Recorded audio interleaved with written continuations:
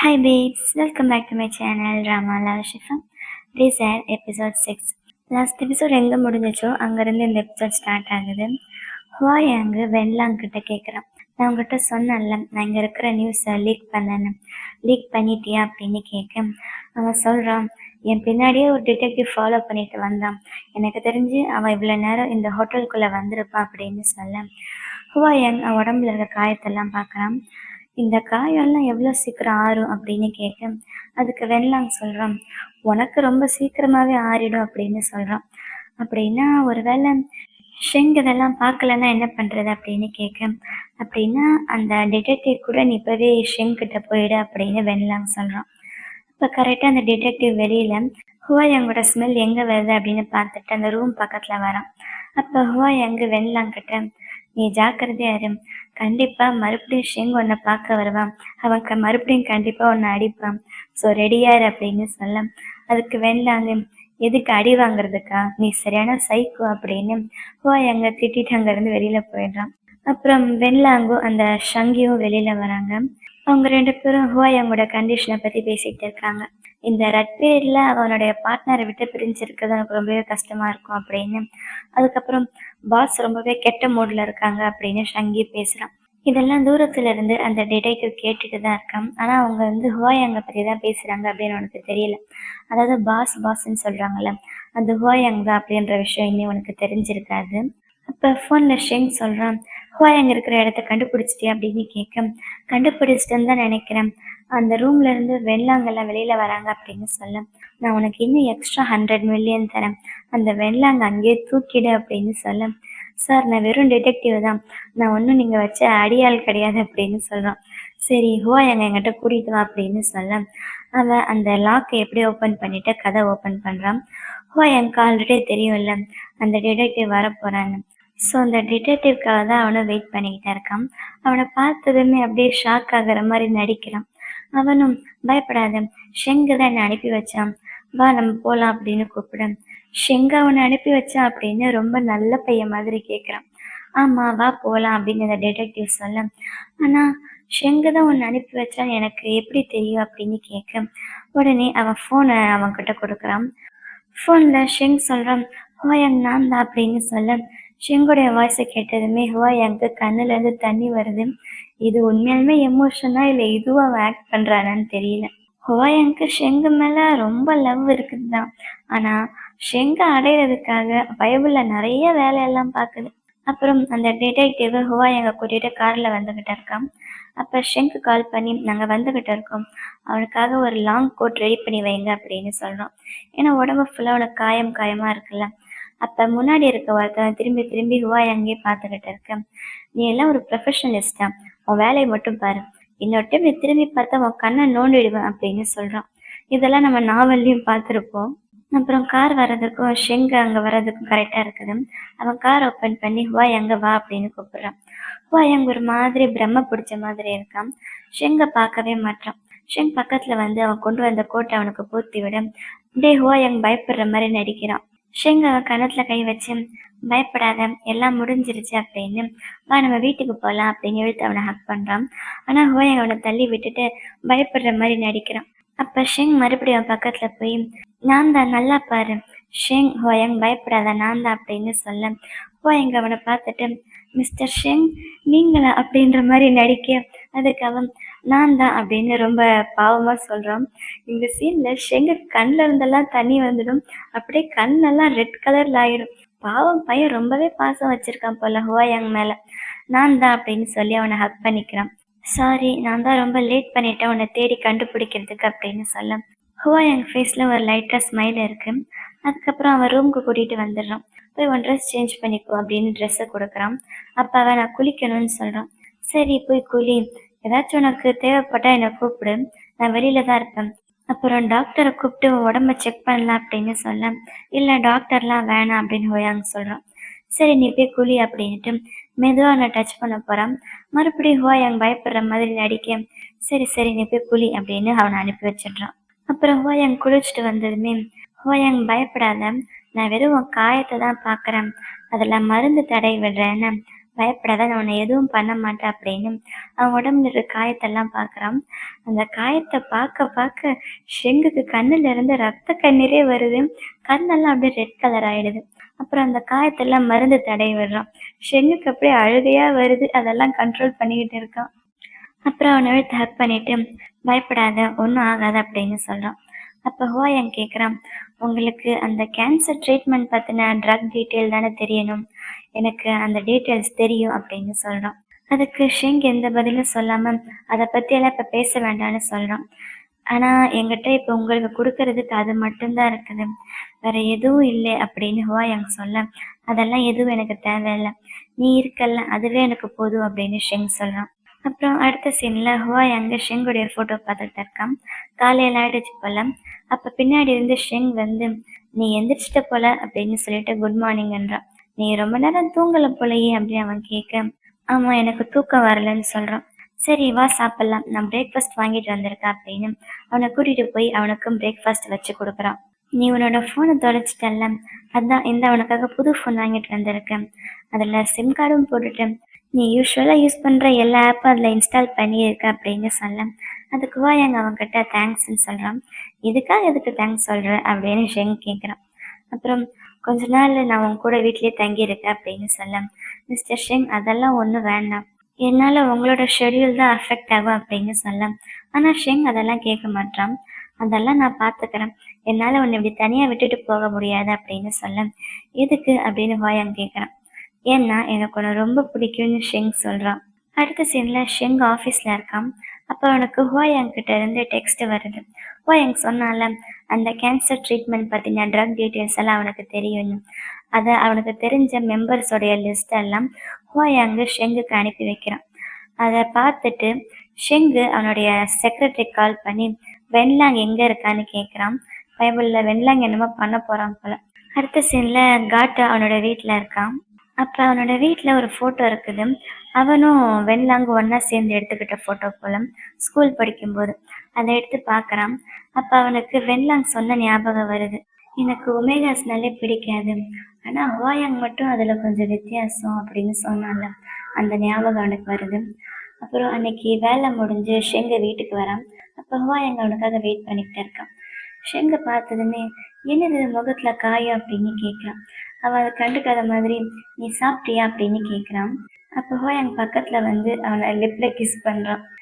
ஷெங்கு வெண்லாம் எங்கன்னு கேட்டால அவன்கிட்ட தான் போய் சண்டை போட்டு வந்திருக்கான் ஹோயாங்க இந்த நிலைமைக்கு ஆக்குனதுக்காக. ஆனால் அதை பற்றியெல்லாம் எதுவும் ஹோயாங் கிட்ட சொல்ல மாட்டான். ஹோயாங் பக்கத்தில் வந்து கிஸ் பண்ணதுமே என்ன திடீர்னு கிஸ்ஸு அப்படின்னு ஷெங் கேட்குறான். இல்லை இந்த காயத்தோட பார்க்கறதுக்கு நீ க்யூட்டாக இருக்கு அப்படின்னு ஹோயாங் சொல்கிறான். க்யூட்டாக இருக்கானு அப்படின்னு அவன் கேட்க ஆமான்னு சொல்கிறான். சரி, ஒரு வேளை நான் இதை சொன்னால் நீ நம்ப மாட்டேன், ஆனால் உன்னோட பேக்கில் அந்த மைக்கை நான் போட சொல்லலை அப்படின்னு ஷெங்கு சொல்ல, அதை கேட்டதுமே ஹுவாயாங் ஒரு மாதிரி அழ ஆரம்பிக்கிறான். பயப்படாத, கண்டிப்பாக நான் அந்த மாதிரி இன்னொரு டைம் நடக்க விட மாட்டேன், நான் எப்பயுமே இனிமேல் உன் கூட இருப்பேன், என்ன ஓகேவா, என்னை நம்புறல்ல அப்படின்னு கேட்க ஹுவாயாங் அவனோட கையில் லைட்டாக கிஸ் பண்ணுறான். பைப்பில் செம்மையாக ஆக்ட் பண்ணுறான். அப்படியே அவன் கண்ணுல இருந்தெல்லாம் தண்ணி வருது நிஜம் மாதிரியே. சரி நீங்கள் ப்ராமிஸ் பண்ணுங்க, இன்னொரு டைம் நீங்கள் யாரு கூட இந்த மாதிரி சண்டை போடக்கூடாது அப்படின்னு அழுதுகிட்டே சொல்ல ஷெங்கு அவங்ககிட்ட ப்ராமிஸ் பண்ணுறான். மறுபடியும் ஹுவாயாங் போய் அவனை கிஸ் பண்ண ஷெங்கு அவனை கிஸ் பண்ணுறான். அப்புறம் இங்கே காட்டோடைய வீட்டு வெளியில் வந்து யாரோ கதவை தட்டுறாங்க. யாரோ என்ன வெண்லாங் தான் வந்திருக்கான். இவன் போய் விண்டோ ஓப்பன் பண்ண என்ன வீடு இது, உனக்கு டீசெண்டாக வேறு எந்த இடத்துலையும் வீடு கிடைக்கலையா அப்படின்னு கேட்க உங்களுக்கு எப்படி என் வீட்டு அட்ரஸ் கிடைச்சி அப்படின்னு காட்டோ கேட்குறான். அதுக்கு ஹெச்ஆர் கிட்ட தான் அட்ரஸ் வாங்கினேன். என்ன இடம் இது, ரோடு சரியில்லை, லைட்டு சரியில்லை, எதுவுமே சரியில்லை அப்படின்னு சொல்ல இது உங்களுக்கான இடம் இல்லை சார் அப்படின்னு காட்டோ சொல்கிறான். அதுக்கு ஃபஸ்ட்டு நீ கதவை தர அப்படின்னு வெண்லான்னு சொல்ல வந்து கதவை திறக்கிறான்.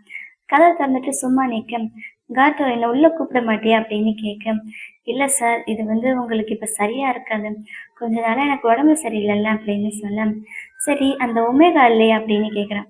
எந்த ஒமேகா அப்படின்னு காட்டோ புரியாமல் கேட்க அதான் அவன் கூட ஒருத்தர் பண்ணி அடிக்கடி ஹீட் வருமே அவன் தான் அப்படின்னு சொல்ல வெண்லாங் உள்ள வரான். வெண்லாங்குடைய ஃபேஸில் ஒரு ஸ்மைல்.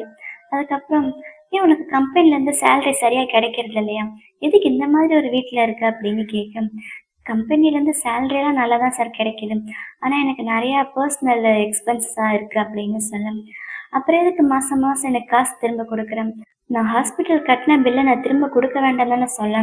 ஏன்னா நீ கரெக்டாக மாதம் மாதம் கரெக்டாக கொடுத்துக்கிட்டே இருக்கே அப்படின்னு சொல்ல. சார் அதெல்லாம் விடுங்க அப்படின்னுட்டு அவன் டீ போடலாம் அப்படின்னு டீ பாக்ஸ் ஓப்பன் பண்ணுறான். பாவம் அவன் வீட்டில் டீ தூள் கூட இல்லை. என்ன பண்ணுறதுன்னு, நீங்கள் திடீர்னு வந்திருக்கீங்க, எனக்கு என்ன பண்ணுறதுன்னு தெரியல, தண்ணி கொடுத்தா போதுமா அப்படின்னு கேட்க, பரவாயில்ல எதையாச்சும் கொடு அப்படின்னு அவனை தண்ணி வாங்கி குடிக்கிறான். இங்க காட்டு அவனை சார் சார் அப்படின்னு கூப்பிட, எதுக்கு இதுதான் ஆஃபீஸ் கிடையாதுல்ல, சும்மா சும்மா சாருன்னு கூப்பிடுற அப்படின்னு சொல்ல, காட்டு எதுவுமே சொல்லாம சும்மா நிக்கிறான். அதுக்கு உனக்கு இன்னும் 30 வயசு கூட ஆகல, அதுக்குள்ள ரொம்ப ஸ்ட்ரிக்டா நடந்துக்கிறியே அப்படின்னு வெண்லாம் கேட்குறான். ஏன் சார் இவ்வளோ தூரம் என் வீட்டுக்கு வந்தது நான் ரொம்ப ஸ்ட்ரிக்டா இருக்கேன்னு சொல்லதானே அப்படின்னு அவன் கிண்டலா கேட்க வெண்லாங்க சிரிக்கிறான். அப்ப காட்டு அவன் பக்கத்துல வந்து உட்காந்து, என்னாச்சு ஃபேஸ்ல காயம் அப்படின்னு கேட்க, வேற யார் அந்த ஷெங்கு தான், அவன் தான் எங்கிட்ட சண்டைக்கு வரான் அப்படின்னு சொல்ல, என்ன ஆச்சு எதுக்கு நீங்க 2 பேரும் சண்டை போட்டீங்க அப்படின்னு கேட்க, எங்களுடைய அந்த விஷயத்தெல்லாம் இவன் சொல்ல முடியாதுல்ல, அதை விடு அப்படின்னு வெண்லாங்க சொல்ல. ஆனா காட்டு கரெக்டா கேட்குறான், எங்க என்ன ஆனா ஆஃபீஸ்க்கு வந்துட்டானா அப்படின்னு கேட்க, உனக்கு என்ன எப்ப பார்த்தாலும் ஹோயங்க பத்தினியே கவலை, எப்ப பார்த்தாலும் ஒமேகாவை பத்தியே நினைச்சிட்டு இருக்கியா, மற்றவங்க விஷயத்துல நீ தலையிடாத, அவங்க வேலை அவங்க, நீ உன் வேலையை மட்டும் பாரு அப்படின்னு சொல்ல. சரி சார் நீங்க சொன்னதும் கரெக்டு தான், நான் என் வேலையை மட்டும் பார்க்குறேன். இப்போ நீங்க எதுக்கு இங்க வந்தீங்கன்னு சொன்னீங்கன்னா நல்லா இருக்கும் அப்படின்ற மாதிரி கேட்க, அப்படின்னா என்னை இங்கேருந்து வெளியில போக சொல்றியா அப்படின்னு வெண்லாம் கேட்குறான். அப்படி இல்லை சார், இந்த இடம் சேஃப் கிடையாது, நைட் டைம் நீங்கள் இங்கே தனியாக போகணும்ல அப்படின்னு சொல்ல. எனக்கு ஒன்றும் இங்கே இருக்கணும்னு ஆசை கிடையாது, நான் கிளம்புறேன், யார் இங்கே இருக்குன்னு ஆசைப்படுறாங்களோ அவங்களே வந்து இருந்துக்கட்டும் அப்படின்னுட்டு வெண்லாங் ரொம்ப கோபமாக வெளியில் போகிறான். இந்த சீன் பார்த்தாலே தெரியுது வெண்லாங்க காட்டுவை பார்க்க தான் வந்திருக்கான், அவன் மேலே இருக்கிற அக்கறையில தான் வந்திருக்கான்னு. இருந்தாலும் பையனோட வாயை தான் சும்மா இருக்க மாட்டேங்குது, சும்மா அவனை ஹர்ட் பண்ணுற மாதிரியே பேசுகிறான். அப்புறம் வெளியில வந்துட்டு ரொம்ப கடுப்பா இருக்குது வெண்லாங்கு. ச்சே அப்படின்னு பக்கத்து வீட்டோடைய கதவுல தட்டிடுறான். அந்த ஆண்டி வெளியில வந்து, எதுக்கு என் கதவை தட்டின அப்படின்னு கேட்க, சாரி தெரியாம கால் பட்டுருச்சு, கால் தடுக்கிடுச்சு அப்படின்னு சொல்ல. ஓ அப்படியா, ஆமா இந்த காரிடார்ல இருக்க லைட் எல்லாம் ரொம்ப டிம்மா இருக்கும், மேல் வீட்டுல ஒரு பையன் இருக்கான் தெரியுமா, அவன் வேலையை விட்டு லேட்டா வரும்போது இந்த லைட்டு ரொம்ப டிம்மா இருந்ததால அவன் தடி கீழே விழுந்திருப்பான் தெரியுமா, இந்த இடத்தோட லைட் எல்லாம் அப்படிதான் அப்படின்னு சொல்ல. அதான் வெள்ளாங்க அமைதியா கேட்டுக்கிட்டு இருக்கான். அப்புறம் வெளியில வந்துட்டு உடனே ஒரு எலக்ட்ரிஷியனை கூப்பிட்டு அங்க இருக்க லைட் எல்லாம் சரி பண்ணிடுறான். ஏன்னா காட்டு மறுபடியும் கீழே விழுந்துடக்கூடாது அப்படின்றதுக்காக. அப்புறம் அங்க இருக்கிற ஸ்ட்ரீட் லைட் எல்லாமே டிம்மா தான் இருக்குது, இந்த ஸ்ட்ரீட் லைட்டையும் மாத்திடு அப்படின்னு வெண்லாங்க சொல்ல. ஆனா அந்த கவர்மெண்டோடைய வேலையாச்சு அப்படின்னு அந்த ஆள் சொல்றான். நான் சொன்னது மட்டும் நீ பண்ணு, நான் உனக்கு ட்ரிபிள் மடங்கு காசு தரேன் அப்படின்னு சொல்ல. அந்த ஆளு பண்றேன்னு ஒத்துக்கிறான். வெள்ளம் போறதுக்கு முன்னாடி திரும்பி காட்டோட வீட்டை பார்த்து ஸ்மைல் பண்ணிட்டு போறான். பையன் மனசுக்குள்ள இவ்வளவு பாசம் வச்சிருக்கான், ஆனா வெளியில தான் சொல்ல மாட்டான். அப்புறம் எங்க பாக்குறதுக்கு டாக்டர் வந்து அவனை செக் எல்லாம் பண்ணிட்டு கிளம்புறாரு. அப்ப ஷெங்கு டாக்டரை விட்டுட்டு வர்றதுக்காக கூட போறான். அப்ப அந்த டாக்டர் கேட்குறாரு, லாஸ்ட் டைம் உன்னோட ரெட் பீரியட்ல நீ ரொம்பவே ப்ராப்ளம் ஃபேஸ் பண்ணன்னு சொன்னல, உன்னால கண்ட்ரோலா இருக்க முடியல, அதனால உன்னோட கிளைண்ட் கூட ஒருத்தர் போயிட்டாரு அப்படின்னு. இதெல்லாம் ஒரு ஆல்ஃபாக்கு பாசிபிள் கிடையாது, ஒமேகாவா இருந்தா கூட இந்த மாதிரி ஆகும், ஆல்ஃபாவுடைய எஃபெக்ட் ஒமேகா மேல பட்டு இந்த மாதிரி ஆகும். ஆனா ஒரு ஆல்ஃபாக்கு, அதுவும் ஒன்ன மாதிரி ஒரு எஸ்டேர் ஆல்ஃபாக்கு இந்த மாதிரி நடக்கிறது எனக்கு ரொம்பவே இம்பாசிபிளா இருக்கு அப்படின்னு சொல்றான். எனக்கு தெரிஞ்சு இப்ப இவன் கூட ஹுவாய் அங்க இருக்கான்ல, அவன் வந்து எஸ்டேர் ஆல்ஃபாவோட பெருசு எனிக்மா இல்ல, அவனுடைய எஃபெக்ட் தான் இவனுக்கு இந்த மாதிரி ஆகுது போல. ஆனா டாக்டருக்கு அது புரியல. அதுக்கப்புறம் நான் உனக்கு டேப்லெட்ஸ் எழுதி கொடுக்குறேன், உன் உடம்ப நல்லா பார்த்துக்கோ அப்படின்னுட்டு டாக்டர் அங்கேருந்து போயிடுறாரு. அடுத்த சீன்ல ஷெங் ஆஃபீஸில் இருக்கான். ஹுவாயாங் கொடுத்த இன்ஃபர்மேஷன்ஸ் எல்லாம் வச்சு இப்போ இவங்களோட பிஸ்னஸை கொஞ்சம் நல்லாவே டெவலப் பண்ணியிருக்காங்க போல. அப்புறம் ஹெச்எஸ் குரூப் யார் யார் கூடலாம் பார்ட்னர் பண்ணியிருந்தாங்களோ, அவங்க எங்கெங்கெல்லாம் பிட் பண்ணியிருந்தாங்களோ அதே இடத்துல ஷெங்கோடைய கம்பெனி பிட் பண்ணுறாங்க. இவங்களால முடிஞ்ச அளவுக்கு அவங்க விட்ட இடத்த மறுபடியும் பிடிக்க ட்ரை பண்ணிக்கிட்டு இருக்காங்க. அடுத்து வெண்லாங்குடி ஆஃபீஸில் ஒரு அர்ஜென்ட் மீட்டிங் வைக்கிறாங்க. அதாவது இத்தனை நாள் இவங்க பிட் பண்ண அந்த ஆஃபர்ஸ் எல்லாமே ஷெங்கோடைய கம்பெனி வந்து பிடிச்சிட்டாங்க அப்படின்னு நடந்த விஷயத்த எல்லாமே ஷெங்கிட்ட ரிப்போர்ட் பண்ணிட்டு இருக்காங்க. அப்போ காட்டோ சொல்கிறான், இதெல்லாம் இப்போதைக்கு ஒரு ஷார்ட் டேர்ம் ப்ராஜெக்ட் தான், ஆனால் லாங் டேர்ம் படி வச்சு பார்த்தா நம்ம கம்பெனி இதை அவ்வளோ பெருசாக எஃபெக்ட் பண்ணாது, நம்ம கம்பெனிக்கு இதால் பெருசாக எதுவும் நஷ்டம் எல்லாம் வராது, நம்ம அந்த கேன்சர் ட்ரக்ல இப்போ கூட நம்ம தான் லீடிங்கில் இருக்கோம், நமக்கு இன்னும் அந்த அப்ரூவல் மட்டும்தான் வரணும், வந்துட்டா இப்பயே நமக்கு லாபம் தான் அப்படின்னு காட்ரோ சொல்ல. வெண்லாங்க அவன் சொன்னதை கரெக்டுன்னு சொல்கிறான். ஸோ நம்ம இப்போதைக்கு நம்ம லாங் டேர்ம் கோலில் மட்டும் ஒர்க் பண்ணலாம் அப்படின்னுட்டு அந்த மீட்டிங்கை முடிச்சுட்டு வென்லாங் அங்கேருந்து போயிடுறான். இங்கே காட்டு அவனுடைய டெஸ்கில் உட்காந்து கையில் ஒரு ரெசிக்னேஷன் லெட்டர் வச்சு பார்த்துக்கிட்டு இருக்கான்.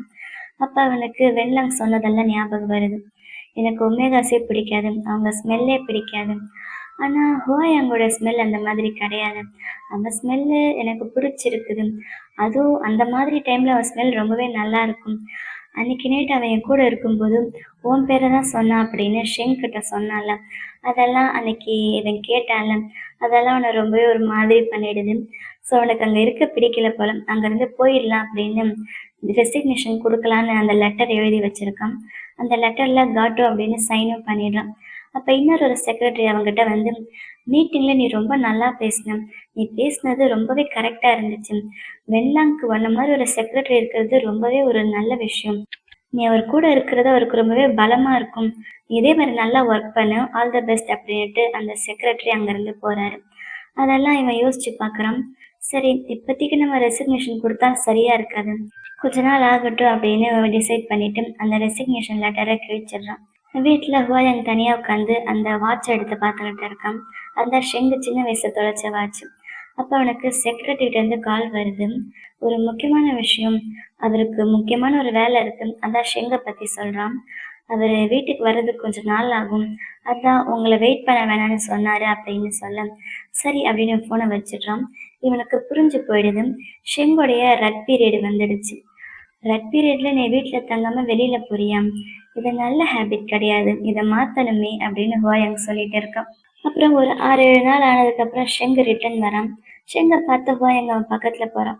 நீங்கள் வந்துட்டீங்களா அப்படின்னு கேட்க, ஆமாம், நீ என்னை மிஸ் பண்ணியா அப்படின்னு கேட்குறான். அதுக்கு அவன் ஆமான்னு சொல்ல, என்ன பார்க்கறதுக்கு ரொம்ப டல்லாக இருக்கு அப்படின்னு அவன் கேட்குறான். அதெல்லாம் ஒன்றும் இல்லை அப்படின்னு ஹுவாயாங் சொல்ல, நீ என்னை ரொம்பவே மிஸ் பண்ணிட்ட போல, அதான் பார்க்கறதுக்கு ரொம்ப டல்லாக இருக்கு அப்படின்னு சொல்லிட்டு ஹக் பண்ணுறான். நான் உங்களை ரொம்பவே மிஸ் பண்ணேன் அப்படின்னு ஹுவாயாங்க சொல்கிறான். அப்புறம் ஷெங்கு பக்கத்தில் வந்து அவனை கிஸ் பண்ண, அடுத்த சீன்ல 2 பேரும் ஒன்றா தூங்கிட்டு இருக்காங்க. அப்புறம் திடீர்னு ஹுவாயாங் திரும்பி அவனை பார்த்து, நீ தூங்குறியா அப்படின்னு கேட்க, அவன் இல்லைன்னு சொல்கிறான். நான் டர்ட்டியாக இருக்கேன்னு நீ நினைக்கிறியா அப்படின்னு சொல்ல, ஷெங்கு தூக்கத்துலேருந்து எழுந்திரிச்சு, என்ன பேசுகிற நீ, நான்சென்ஸ் அப்படின்னு கேட்குறான். அப்புறம் எதுக்கு உன்னோட ரெட் பீரியடில் நீ இங்கே இல்லாமல் என்னை விட்டுட்டு போன அப்படின்னு கேட்குறான். அதை எப்படி ஷெங்கு சொல்லுவான், அவனால் ஹுவாயாங் கூட ரிலேஷன்ஷிப்பில் இருக்க முடியாதுல்ல. ஹக் பண்ணுறது, கிஸ் பண்ணுறது, இப்படி ஒன்றா படுக்கிறது, இதெல்லாம் உனக்கு பத்தலையா அப்படின்னு ஹுவாயாங் கேட்க, நீ ரொம்ப திங்க் பண்ணுற, ரொம்ப லேட் ஆயிடுச்சு, படுத்து தூங்கு என்ன அப்படின்னு சொல்ல, அந்த பக்கம் திரும்பி படுத்துக்கிறான் ஹுவாயாங்கு. ஷெங்கு மறுபடியும் அவன் பக்கத்தில் போய் அவனை கட்டி பிடிச்சி தூங்க ட்ரை பண்ணுறான். ஆனால் ஹுவாயாங் தான் கோவத்தில் இருக்கான்ல, அவன் கையை தட்டி விட ஷெங்கு திரும்பி இந்த பக்கம் படுத்துடுறான். அப்புறம் 2 பேர் நல்லா தூங்கிட்டு இருக்காங்க. அப்புறம் திடீர்னு பாதி ராத்திரியில் ஷெங்கு ஹுவாயாங் மேலே கை போடும். அவனோட பாடி ரொம்ப சில்லுன்னு இருக்கும், இல்லை ரொம்ப ஹாட்டாக இருக்கும் என்னன்னு தெரியல. ஆனால் என்னமோ சம்திங் அன்யூஷுவலாக இருக்குது அப்படின்னு எனக்கு தெரிஞ்சு போயிடுது. ஹுவாயாங் அப்படின்னு அவனை எழுப்ப ட்ரை பண்ணுறான். ஹுவாயாங் முழிக்கவே மாட்டான். உடனே ஷெங்கு டாக்டருக்கு கால் பண்ண, டாக்டர் நான் கொடுத்த அந்த இன்ஜெக்ஷனை அவனுக்கு போடுங்க அப்படின்னு சொல்கிறாரு. அப்புறம் இன்ஜெக்ஷன் போட்டதுக்கப்புறம் அவனோட உடம்பு கொஞ்சம் நார்மல் ஆகும், ஆனால் அப்படியே விட்டுறாதீங்க, உடனே அவனை ஹாஸ்பிட்டல் கூட்டிகிட்டு வாங்க அப்படின்னு ஷெங் சொல்கிறான். டாக்டர் கொடுத்த அந்த இன்ஜெக்ஷனை தேடி ஷெங் அவனுக்கு போட்டு விடுறான். இதோட இந்த எபிசோடு முடியுது. ஆக்சுவலாக ஒரு சின்ன ஸ்பாயிலர் நீங்கள் ஆல்ரெடி நாவல்லே பார்த்துருப்பீங்க. ஹுவாயாங்க்கு இதில் ஒன்றும் ஆயிருக்காது. அவன் வேணுமுன்னே ஷெங்கை பேடாக ஃபீல் பண்ண வைக்கிறதுக்காகத்தான் ஓவர் டோஸ் பண்ணிக்குவான். ஸோ ஹுவாயாங்க்கு எதுவும் ஆகலை. இதோட இந்த எபிசோடு முடியுது. இந்த வீடியோ உங்கள் எல்லாருக்கும் ரொம்ப பிடிச்சிருக்குன்னு நினைக்கிறேன். அப்படி பிடிச்சிருந்தா லைக் பண்ணுங்கள். அடுத்து என்ன நடக்க போகுதுன்னு தெரிஞ்சுக்க மறக்காமல் நம்ம